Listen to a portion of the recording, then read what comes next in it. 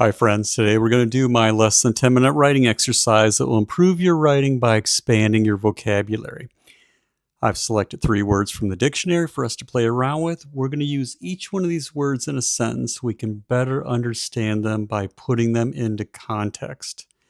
I will give you general definitions, but I've also included links below to Merriam-Webster's website where you can find the formal definitions and pronunciations. I will also include my sample sentences below. Today's 3 words I've selected for us to play around with in our writing are smithereens, tatters, and vitiate. Smithereen, tatters, and vitiate. All right, we're just going to have a little fun. This is a less than 10-minute exercise that we can kind of get our writing day started. It's not a really heavy mental type of exercise, so it's just a little fun for us to play around with. Who knows, maybe you'll use one of these words in a project that you're working on right now, and it just strikes you as something you would like to plug into your writing. Anyway, let's get started with smithereens. And smithereens is a noun, a word that represents a person, place, or a thing. And it means bits. All right, let me see what kind of sentence I can come up with where I'm using smithereens. Okay.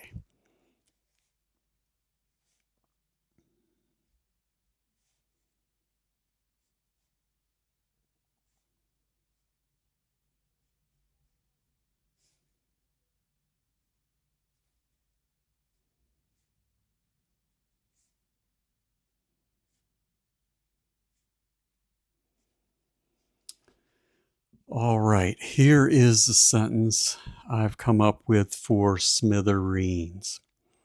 The local factory, a source of employment for many of the town's residents, was blown to smithereens by an early morning gas explosion. So this factory was essentially blown to bits. That's what smithereens means, bits. And it was a gas explosion, so you could imagine that this factory was really devastated and blown apart. Anyway, let's move on to tatters. And tatters is a noun, a word that represents a person, place, or a thing, and it means shredded or rags. Okay, let's see what kind of sentence I can come up with where I use tatters. Okay.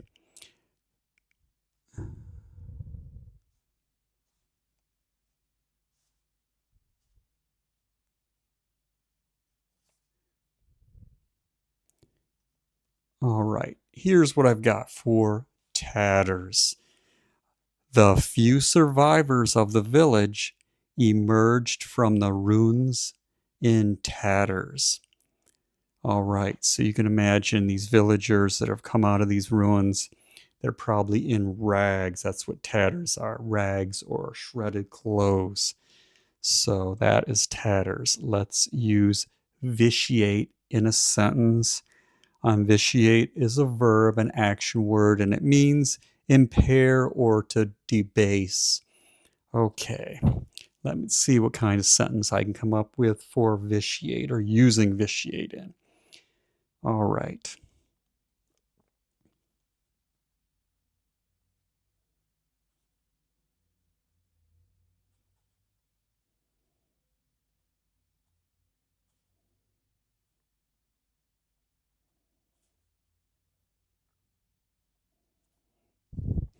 All right, here is vitiate, my sentence for vitiate, that is.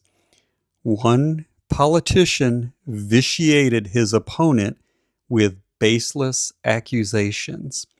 Okay, so this politician debased or whatever his opponent with baseless accusations, which they pretty much, many of them do these days. I mean, we're dealing with so much political craziness going on, especially here in the United States. If you're watching from elsewhere, it's definitely crazy times we're living in here in the United States. Anyway, vitiate, this one politician vitiated, debased his opponent with these accusations. Anyway, 3 wonderful, interesting words: smithereens, tatters, vitiate. If you're familiar with these words, that's great. You're a step ahead of the game. If you're unfamiliar with them, make them part of you. Put them in a sentence so that you can better understand them and you can utilize them later in your writing if you need them. If you enjoyed this writing exercise, please like and subscribe. Thank you for watching. I hope you have a wonderful rest of your day. Happy writing.